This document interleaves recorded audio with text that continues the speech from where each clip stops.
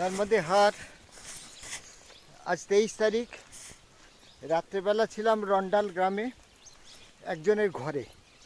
তো সে ঘরে সে ভদ্রলোকের দুই ছেলের মধ্যে সম্পত্তি ভাগ বাটোয়ারা করে দিয়েছেন এবং দুই ছেলের একজনের ঘরে তিনি থাকেন, আরেকজনের ঘরে তার স্ত্রী থাকেন। তো বাবা মার ভাগ বাটোয়ারাও হয়ে গেছে। আর যে ছেলের ঘরে ছিলাম তার গিন্নি আবার একটু মাথার সমস্যা আছে, চিকিৎসা চলছে। আর একটি মেয়ে খুব সুন্দর, আর ছেলে ভোপালে থাকে, পড়াশুনো করে। মেয়েটাও খুব শিক্ষিত, সুন্দর। ওই রান্নাবান্না করেছিল রুটি আর সবজি, খুব একদম সিধা সাদা খাওয়া। আর ছেলেটি ওই টাইলসের কাজ করে, সংসার চলে কোনো রকম। ঘর দর পরিষ্কার পরিচ্ছন্ন, বাথরুম খুব সুন্দর, জলের ব্যবস্থা আছে, পাম্প। রাত্রিবেলা খুব আনন্দে কাটিয়েছি এদের এখানে। নতুন মোবাইলটাও সেট করতে একটু টাইম লেগেছে, এখনও সব কিছু ঠিক করে উঠতে পারিনি। আজ আকাশ সম্পূর্ণ মেঘলা। ভোরবেলা হাওয়া চলছিল, তার মধ্যে স্নান করলাম, আর মেঘলা আকাশে পুরো মেঘে ছেয়ে আছে। আজকে রোদ্দুর উঠতে ও দুপুর 12টা পেরিয়ে যাবে। এই পৌষ সংক্রান্ত পর্যন্ত মনে হয় আবহাওয়া এইরকমই যাবে। তো পথ চলতে কোনো ক্লান্তি নেই, পাকা রাস্তা দিয়েই যাচ্ছি। মা এখান থেকে কাছেই, খুব দূরে নয়। সামনে একটা ঘাট আছে ডান দিকে, সে ঘাটে আর যাবো না।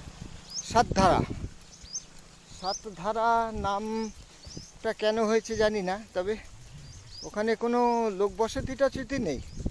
ও ঘাটটাতে অনেকে স্নান করতে যায়, নিশ্চয়ই কোনো ভালো জায়গা ছিল, পুণ্যস্থল ছিল। এখন তার অস্তিত্ব নেই। সাতধারা থেকে আরও এগিয়ে যাব তালনগরী বলে একটা জায়গা। এই তালনগরীতে অনেক মন্দির টন্দির আছে, অনেক সাধু সজ্জনের বাস আছে। তালনগরী থেকে যাব কক্সর। এখানে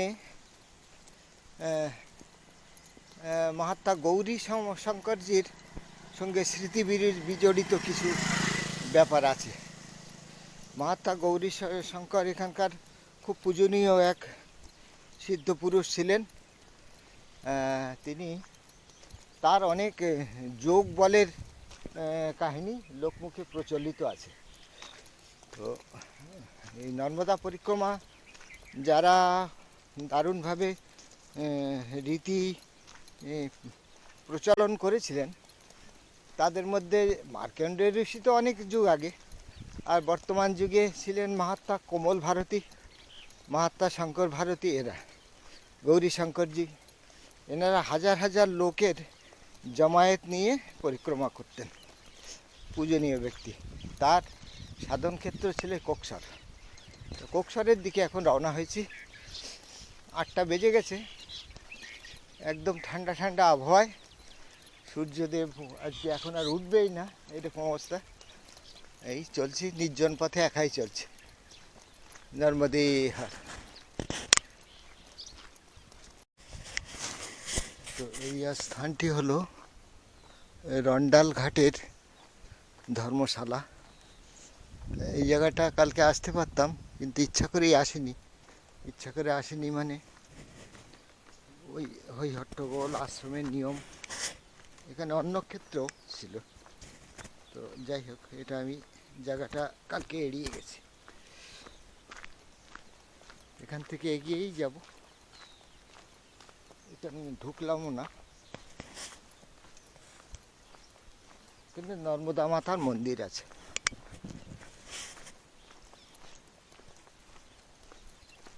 আবহাওয়া একদম মিয়ে আছে, মনে হয় যখন তখন বৃষ্টি নামবে, এইরকম পরিস্থিতি।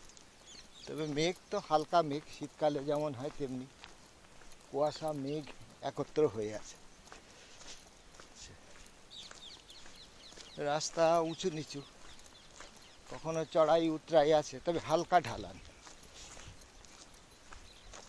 আর জমিরও ভূপ্রকৃতি ধাপে ধাপে আল দিয়ে দিয়ে ট্রাপ ধরনের করা, সব গম রুয়ে দিয়েছে। সারা ভারতের যত গম পাঞ্জাবকে ছাপিয়ে যাচ্ছে এখন মধ্যপ্রদেশ।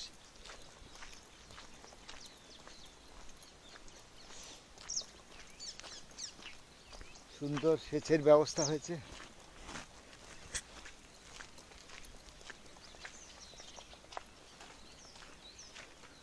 ও সূর্যদেব এইবারে একটু উঁকি দিয়েছে, অনেকটা উপরে।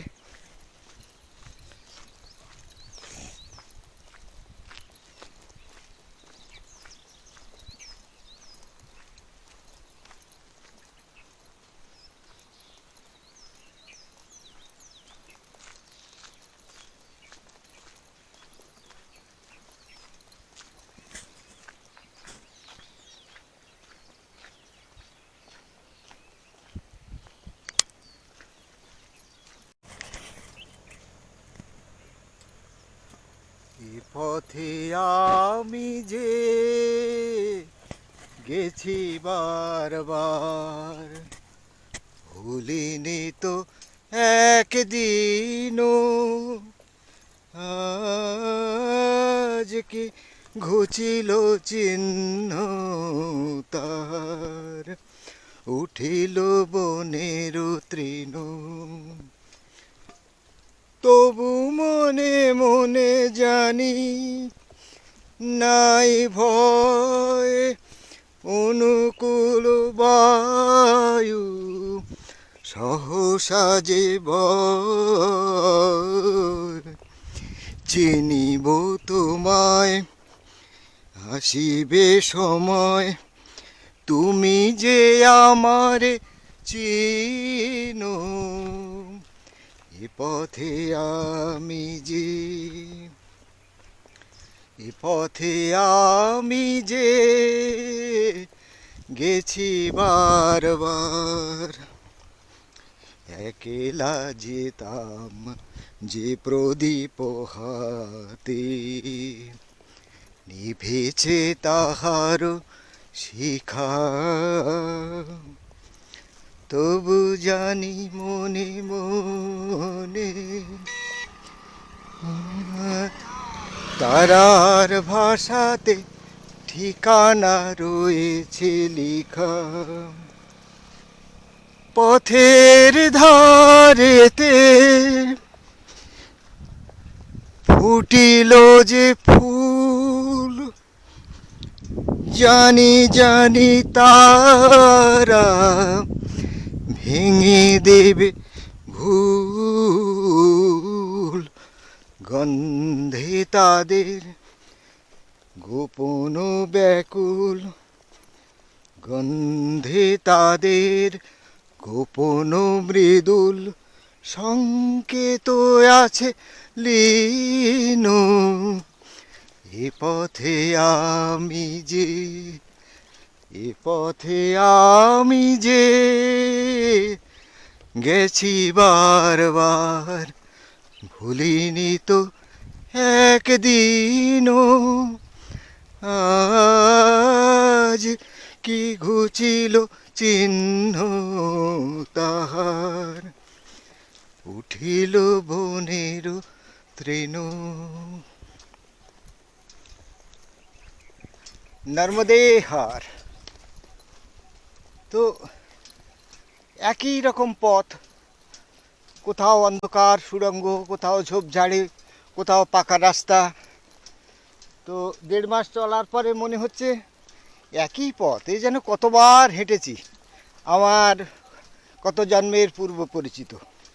কখনো কখনো জঙ্গল পথে কেউ চলে না, সেখানে জঙ্গলের পথে ঘাস উঠেছে, ছোট একটা সরু পথের রেখা দেখা যাচ্ছে, মনে হচ্ছে পথটা আমার অচেনা, কিন্তু তা নয়।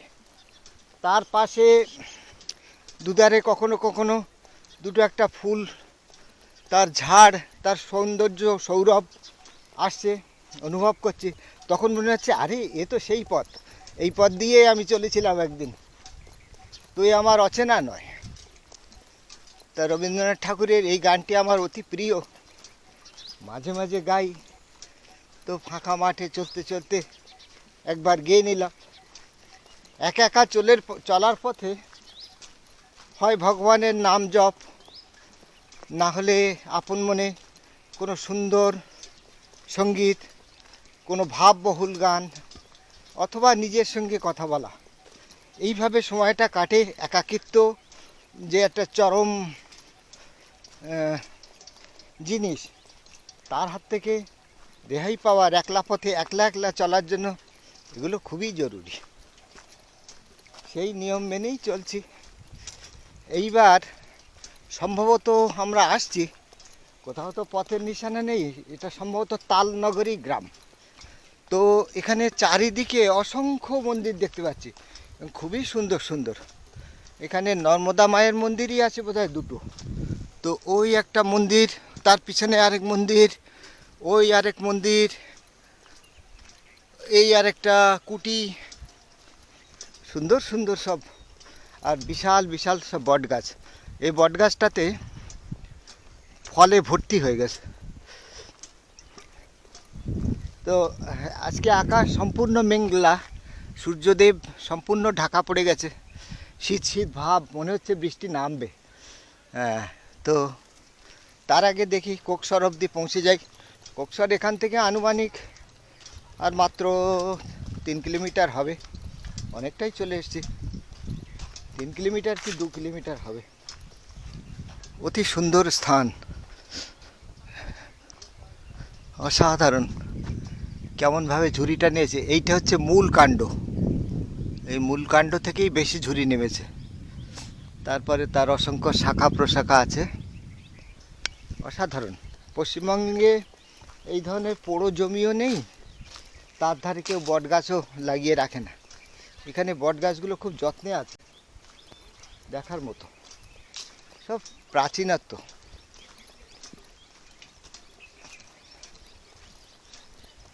নর্মদে, এই মন্দির নগরী তালনগরীতে এসে গেলাম। কাদা রাস্তা, নর্মদে হর।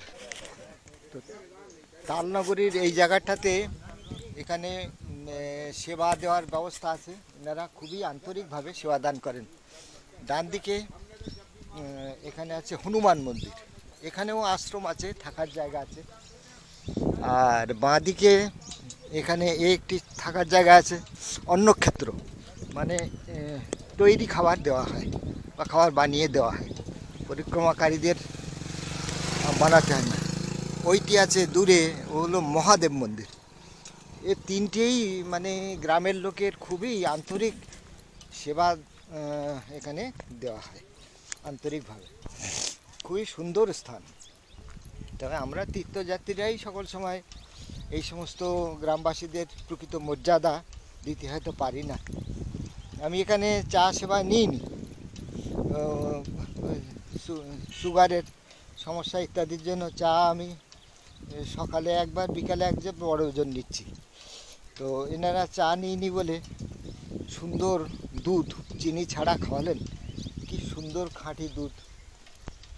তো এই আন্তরিকতাগুলো, এগুলো মনে থাকবে আমার বক্তব্যের মাধ্যমে। ভিডিওতে আরও শত শত হাজার হাজার মানুষ দেখবে, মায়ের প্রতি শ্রদ্ধা ভক্তি জাগবে, সাধু সন্তদের প্রতি কীভাবে গ্রামের লোক সেবা যত্ন করে নিঃস্বার্থভাবে, সেগুলোও তারা জানবে। এই উদ্দেশ্য নিয়েই এসব ভিডিও করা। তো তালনগরী ছেড়ে এবার এগোচ্ছি সামনে গৌরী শঙ্করজির স্থানে।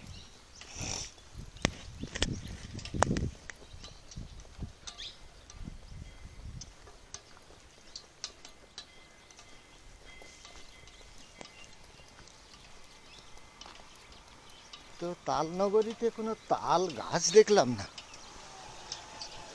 খেজুর গাছ তো দেখছি অনেক, চারিদিকে খেজুর গাছ ভর্তি, কিন্তু একটা তাল নেই। আর এই বড় আম গাছটার উপরে একটা বাজ পাখি বসে আছে, বেশ বড়। আর চড়াইগুলো তো খুব আনন্দেই আছে। বাজ এসব ছোটোখাটো চড়াই মড়াই এসবের দিকে ওদের নজর নেই। তো বাজ পাখি আমাদের এলাকায় কম দেখা যায়, এটা বেশ বড় বাজ।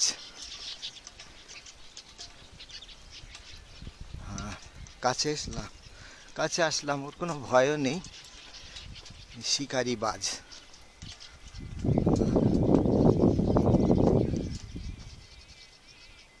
ও গা চুলকাতে ব্যস্ত। ঠিক আছে, এখন বন্ধ করি ভিডিও।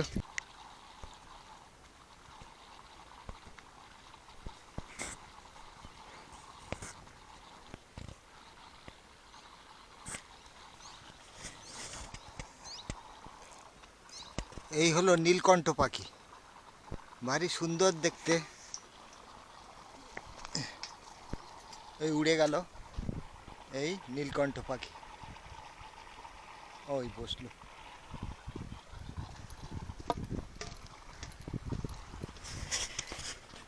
ये भाबो नर्मदे हर।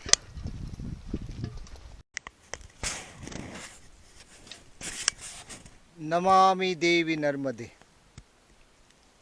তো সকাল থেকে দুই একবার টুকরো টুকরো মায়ের ছবি দেখেছি মাত্র, তো ভরপুর দর্শন হয়নি। তখন কোকসরের খুব কাছাকাছি চলে এসেছি। তো এইখানে বিরাট সুন্দর এক জলধারা, কুয়াশায় ঢাকা, এই মায়ের এক অন্য রূপ, এই দর্শন করছি। এইবার এগিয়ে যাই সামনে। এতক্ষণ গ্রাম পেরিয়ে, গ্রামের মধ্যে দিয়ে, মাঠের মধ্যে দিয়ে দীর্ঘ পথ চলে এসেছি। এখন এই একদম তীর দিয়ে যাচ্ছি। পাশে সামান্য একটু 200 মিটার পরিমাণ জমি, হয়তো কিছু কিছু শস্য ক্ষেত আছে, আর বালির চড়া আছে। তো একদম মায়ের কিনারা দিয়েই চলছে। অপরূপ সুন্দর দৃশ্য, মেঘলা আকাশ, চলতেও কোনো ক্লান্তি নেই। এখন সময় 11টা বাজতে চলে। তো চলার গতি সাধারণত ঘন্টায় 4 থেকে 4.5 কিলোমিটার, কিন্তু প্রতি 4 কিলোমিটার অন্তত 15 মিনিট বসতে হয়। তো সেই হিসাবে দেখা যায় যে গড় গতি দাঁড়ায় ঘন্টায় 3 কিলোমিটার। আর কম বসলে বা কম সময় জিরালে গতি ঘন্টায় 4 কিলোমিটার অবধি বাড়ানো যায়। তো সেই হিসেবে 8 ঘন্টা চললে, খুব চলার দিকে দৃষ্টি রাখলে 32 কিলোমিটার অবধি খুব স্বাভাবিকভাবে যাওয়া যায়। এখানে নদীর তীরে বিভিন্ন ফসল লাগিয়েছে। লঙ্কা গাছ, খুব সুন্দর চেহারা, লঙ্কার খুব দাম। আর এছাড়াও অনেক রকম সবজি টবজি আছে। ভারী সুন্দর চেহারা মায়ের, একদম কোনো রকম বিকৃতি, पॉल्यूशनविहीन स्थान। नर्मदे हार। कोकसर कितना दूर? यही बाएं तरफ जाना पड़ेगा क्या दाहिने? सीधे रोड ही रोड। ठीक है, এসে গেছি, খুব বেশি দূরে নয়। তো এখন তো 11টা বাজে। কি করি, এখান থেকে পরবর্তী কুন্তিপুর মনে হয় 7-8 কিলোমিটার হবে, তাহলে আরও 3 ঘন্টার পথ। এখানে ইচ্ছা করলে মধ্যাহ্ন ভোজন অবধি বিশ্রাম নেওয়া যেতে পারে। দেখছি।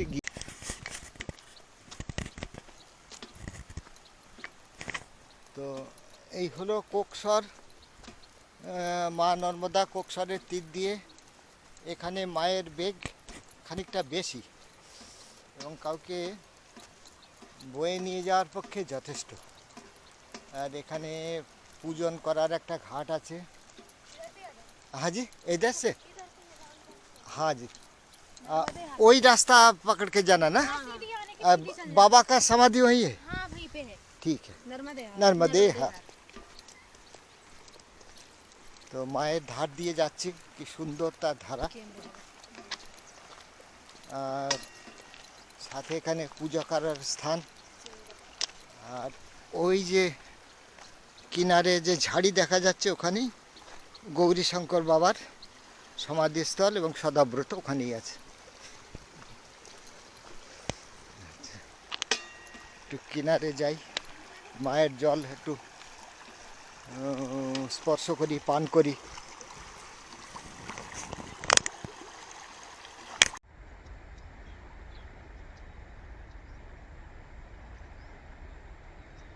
এ হলো কোকসার। কোকসারে এই হলো মা নর্মদা।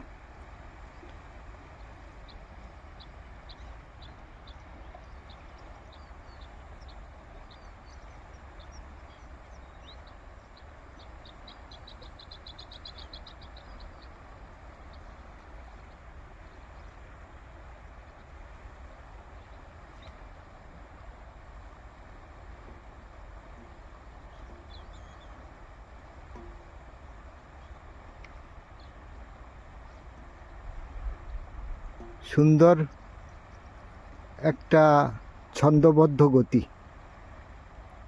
আর একটা মধুর কলকল শব্দ।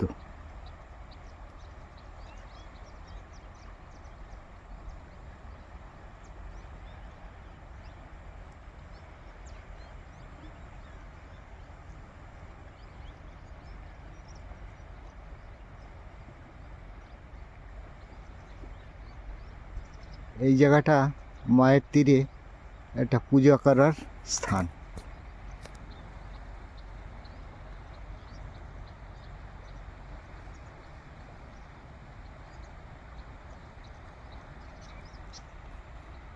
নর্মদে হর।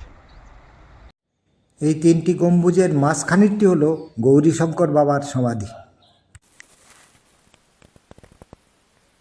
তো ভিতরে ভিডিও করতে পারেনি, ওই ঘর যেটা দেখা যাচ্ছে দূরে গম্বুজ মতো, ওটাই ছিল গৌরীশঙ্কর বাবার সমাধিস্থল, ওই ছোটো মাঝখানেরটা। তো সেটা পরে আমি যখন ভিডিওটা রেডি করব তখন আমি ঠিকঠাক বুঝিয়ে দেব। তো এখন আবার মাঠের মধ্যে দিয়ে একটি নির্জন রাস্তা দিয়ে যাচ্ছি। এখানে পড়েছে একটা বিশাল তেঁতুল গাছ, এত বড় গাছ, অনেক উঁচু। যাই হোক, গৌরীশঙ্করজির পরিচয় একটু দিই।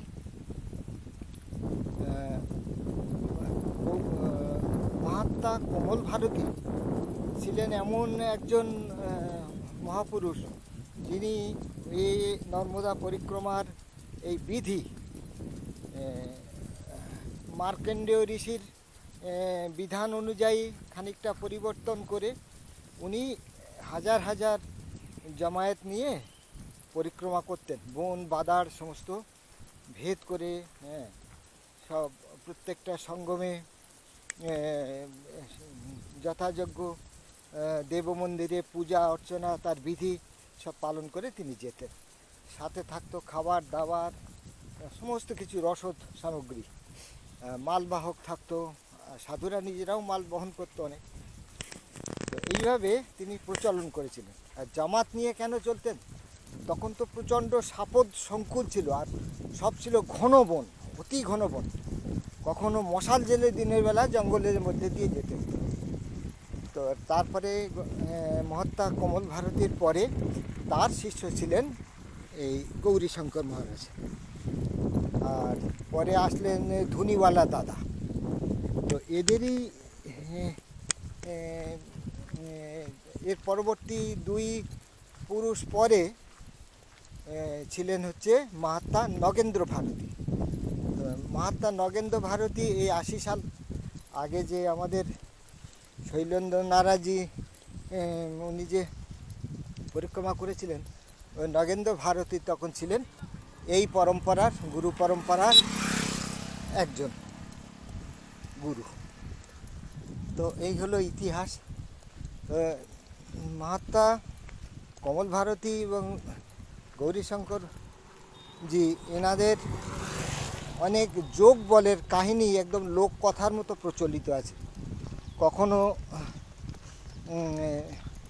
বিনা উপকরণে বা সামান্য উপকরণে হাজার লক্ষ লোকের অন্ন জুগিয়েছেন, ভাণ্ডারা করেছেন। কখনো হিংস্র পশুর হাত থেকে রক্ষা করেছেন পরিক্রমাকারীদের। কখনো সব অনেক কিছু ঘটনা লোকের মুখে মুখে প্রচলিত। এখানে কথিত আছে ইনি জীবন্ত সমাধি নিয়েছিলেন এখানে। তো মহাত্মা গৌরীশঙ্কর সম্বন্ধে যতটুকু আমি জেনেছি বিভিন্ন জায়গা থেকে সংগ্রহ করে সেটুকু আপনাদের জানালাম। আজকে তো একদমই মেঘলা আকাশ, মেঘে ঢাকা, রোদ্দুরের চিহ্ন নেই, পথে চলতেও তাই ক্লান্তি নেই। এখান থেকে 12 কিলোমিটার দূরে পড়বে আবরিঘাট। তা আবরিঘাটের জাস্ট আগেই আছে কুন্তিপুর বা কুলেরা ঘাট। কুলেরা ঘাটকে বলে হত্যাহরণ তীর্থ। তো দেখি কুলেরা ঘাটে থাকা যায় না আবরিঘাট চলে যাওয়া যায়। আমরিঘাট বা আমলিঘাট দুটোই বলে। আমলিঘাটে আমার এক পরিচিত সাধু আছে। এখান থেকে দিন 25 আগে যার সঙ্গে বেশ কিছুদিন কাটিয়েছিলাম। তো সাধু বাবাকে বিভিন্ন কারণে এড়িয়ে গেছিলাম। এবার আমরিঘাটে গেলে চেষ্টা করব ওনার সঙ্গে যোগাযোগ করতে বা আবার দেখা করতে, তাহলে ভালোও লাগবে। নর্মদে হর। নর্মদে হর। এ হলো গোকর্ণেশ্বর মহাদেব মন্দিরের প্রবেশ দরজা। এই হলো এই মন্দিরটি। এই পোড়া মাটির টালি দিয়ে, এখনকার দিনে উন্নত মানের সব হয়েছে, তাই দিয়ে মন্দিরটি তৈরি হচ্ছে। পুনর্নির্মাণ হচ্ছে কিনা জানি না। তো জায়গাটি দূর থেকে তো অতি চমৎকার দেখাচ্ছিল। তো দেখি একটু ঘুরে টুরে দেখি। এই যে বেড়া টেড়া দেখছি, দেখে তো মনে হচ্ছে এটা অতি প্রাচীন জায়গা। তো সেইটাকে মনে হয় পুনর্নির্মাণ হচ্ছে। তো জায়গাটি খুবই সুন্দর, এত সুন্দর মনোরম জায়গা। এখানে সব কাজকর্ম চলছে, সূক্ষ্ম সূক্ষ্ম কাজ। আর এখানে আছেন বজরংবলী, যথারীতি পাহারাদার বজরংবলী প্রণাম করে। বজরংবলী এখান থেকে দেখি, দূর থেকে ভারী চমৎকার লাগছে। এটি যখন সম্পূর্ণ হয়ে যাবে কাজকর্ম, তখন এটা একটা দেখার মতো মন্দির হবে। তো ভিতরটা একটু দেখি যাই। এই ভিতর দিয়েই মনে হয় রাস্তা আছে। তো ইয়েতে ইন্টারনেটে দেখলাম, গুগল ম্যাপে জায়গাটির নাম লেখা গোকর্ণেশ্বর মহাদেব। তো এটা মহাদেব মন্দিরই হবে। তো অতিথিশালা টালা আছে, খুব সুন্দর জায়গা। সব পায়রা খোপে খোপে সব। नर्मदे हार।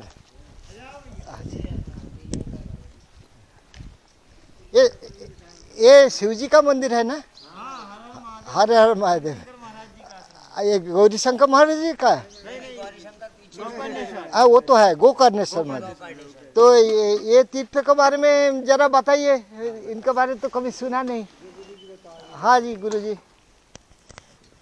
जो आपका आप थोड़ा जितना जानकारी है। जानकारी क्या महाराज जी, भागवत जी में जो प्रथम कथा आती है गौकर्ण और धुंधकारी की, हाँ वो सभी ने सुनी है। अच्छा, मैंने नहीं सुना जी। हम नहीं तो सुना? नहीं जी, क्योंकि हमारा दुर्भाग्य है। फिर भी आप बताएंगे तो वही सुन लेंगे। तो बैग उतारो फिर सुनना। हाँ, बैग तो उतारते हैं। हाँ बैग उतारो आराम से, देखो तो सुनाते हैं कहानी। हाँ जी। कर्नाटक में तुंगभद्रा नदी है। हाँ नदी के किनारे ब्राह्मण देवता रहते थे जिनका नाम था आत्मदेव। हाँ उनके घर में कोई संतान नहीं थी। हाँ उनके यहाँ एक गाय पली थी, हाँ उसके यहाँ भी कोई संतान नहीं थी। हाँ बड़े परेशान थे कि बिना संतान के क्या जीना। हाँ मरने की इच्छा से जंगल में गए तो महात्मा जी मिल गए। उनसे कहने लगे मुझे संतान दे दो या मार दो। हाँ तुमने कोई मारते तो हमें है नहीं है, हाँ और संतान तेरे भाग में है नहीं है। हाँ फिर भी उन्होंने एक फल निकाल के दिया हाँ कि जब अपनी धर्मपत्नी को खिला देना, हाँ संतान हो जाएगी तुम्हारी। हाँ फल लेके घर आए, धर्मपत्नी को फल दे दिया हाँ कि देवी इसे खा लेना, हाँ संतान हो जाएगी। हाँ उनकी पत्नी का नाम था धुंधकारी, हाँ धुंधुवी। धुंधुवी। हाँ, अच्छा वो नाम से भी धुंधुवी थी।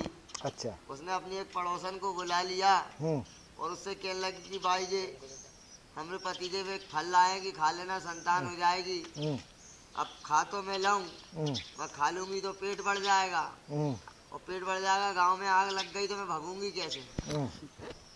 जैसे उल्टा सीधा बात करने हाँ, लगे। और बोली हिरण्याक्ष अपनी माँ के गर्भ में 100 साल रहा, हम्म ये 2-4-10 साल मेरे पेट में रह गया, बाबा का दिया फल है का क्या भरोसा, हम्म कैसा हिट जाए। हम्म तो 2-4-10 साल वो बच्चा मेरे पेट में रह गया तो मैं तो मर ही जाऊंगी। हम्म कई तर्क किए उसने। हम्म उसी समय उसकी बहन आई। हम्म उसने अपनी बहन से कहा, हम्म। भाई ये तेरे जीजा ने फल ला के दिया है, हाँ इसको खा लेना, संतान हो जाएगी। अच्छा। उसकी बहन गरीब थी, हम्म तो उसने कहा एक काम कर, हाँ मेरे पेट में बच्चा है, मैं तेरे को दे दूंगी, तू मुझे धन दे देना। हम्म बोली फिर इस फल का क्या करूं। हम्म बोले तेरे यहाँ गाय बंधी है, उसके भी तो कुछ भाई बच्चा बच्ची नहीं है, तो उसको उसको खिला खिला दे। दे। हाँ 9 साल 10 साल की गैया हो गई वो। हम्म बोले, हाँ, अब बुरा करने वाला बुरे काम में देर नहीं करता है। हम्म तुरंत गई और जाकर फल गैया को खिला दिया। हम्म पतिदेव आए, उनने पूछी देवी फल खा लिया। हाँ महाराज खा लिया वो तो मैंने। हाँ ब्राह्मण देवता ने सोची कि अब अपना यहाँ कोई काम है ही नहीं है, हम्म चलते अपन जंगल में भगवान का भजन करेंगे, आएंगे जब संतान हो जाएगी। अच्छा। घर में अंधन के इतने भंडार भरे हैं, कोई कमी है ही नहीं है। हाँ चले गए जंगल में। कुछ समय बाद उसकी बहन के जैसे ही लड़का हुआ, हाँ उसने लाके इसको दिया। हाँ इनने खबर पहुंचाई कि महाराज आपके संतान हो गई। हाँ वो आए, बड़े खुश थे कि हाँ। चलो संतान हो गई। हाँ अति प्रसन्न मुद्रा में आए, देखा संतान हो गई, हम्म बहुत खुश हुए। हम्म जो गाय को फल खिलाया था, हाँ 2 या 2.5 माह बाद उसके गर्भ से भी एक बच्चा पैदा हुआ, जिसका शरीर तो मनुष्य जैसा था अच्छा और कान थे उसके गाय जैसे। अच्छा। अब दोनों का नाम रखा गया।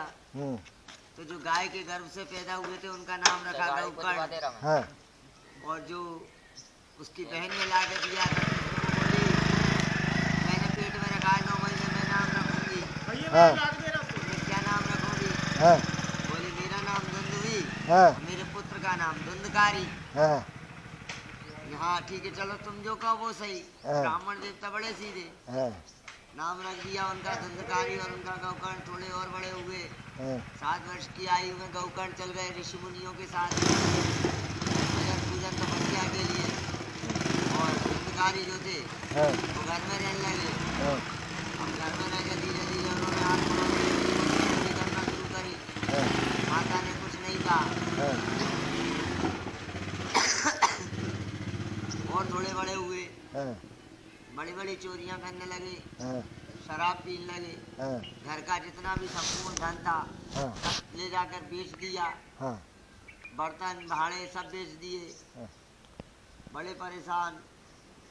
कुछ समय बाद वेश्याओं की वृत्ति में आ गए धुंधकारी। हम्म जब वेश्याओं की वृत्ति में धुंधकारी आ गए, हम्म वेश्याओं को तो धन चाहिए, हाँ। गए तो राजा के। তো এখন আমি আছি সূর্য ডোবার কিছু আগে। এখন আমি আছি হত্যাহরণ নদীর পাশে।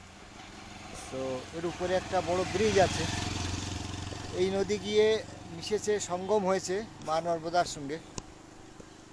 তো সেখানে আছে হত্যাহরণ তীর্থ।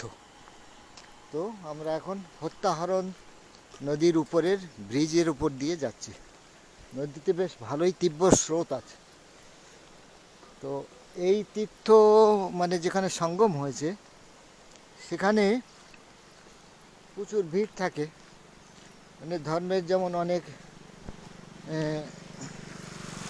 অর্থ থাকে, কেউ কদর্থও করে যে কোনো একটা আমার দ্বারা পাপ সংঘটিত হয়েছে, আমার দ্বারা কোনো হত্যা হয়েছে জ্ঞাতে অজ্ঞাতে, সেই তীর্থের জলে স্নান করলাম, তো সে হত্যাহরণের পাপ থেকে মুক্ত হয়ে গেলাম।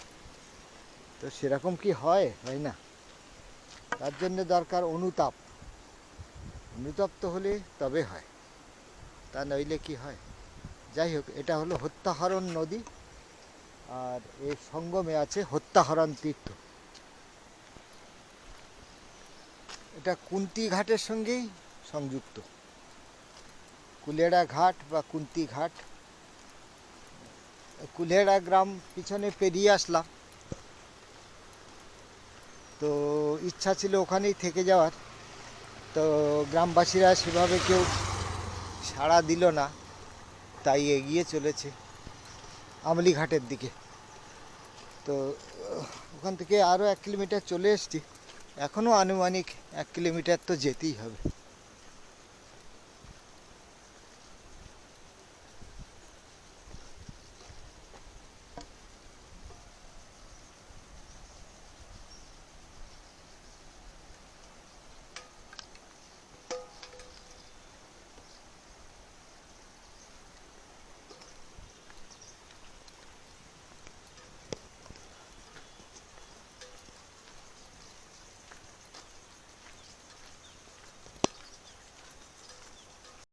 এখন আমি আমলিঘাটে এসে গেছি। তো এই রাস্তাটা, এটা পুল আছে, এই পুল নর্মদা মায়ের উপর দিয়ে গেছে। আর এখানেই ওই হত্যাহরণ নদীর সঙ্গে এখানে সঙ্গম হয়েছে।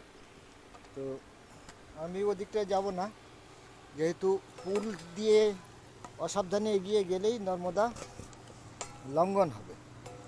সুতরাং এই নিচে দিয়ে যাচ্ছি। নিচে একদম মায়ের কিনারে একটি মন্দির ও অন্নক্ষেত্র আছে, ওখানেই আজকে থেকে যাব। পাশেই সঙ্গম ঘাট, সেখানে যাচ্ছি। এই উঁচু ব্রিজের উপর দিয়ে রাস্তা আছে, এখানে পাথরের সিঁড়ি, আর তার সঙ্গে আছে সিমেন্টের ছোট ছোট ধাপ। পাথরের সঙ্গে সিমেন্ট মিশিয়ে তৈরি হয়েছে, বড় বড় পাথর, তার উপরে কিছু সিমেন্ট বালি দিয়ে। এখন সারা দিন চলার পরে এই পথে নিচে নামা খুব কষ্টকর। বাপরে বাপ, নর্মদে হর। এখন যাই মন্দিরে, ওখানে অন্নক্ষেত্র আছে, সুতরাং রাত্রিবেলা ভোজন বানাতে হবে না।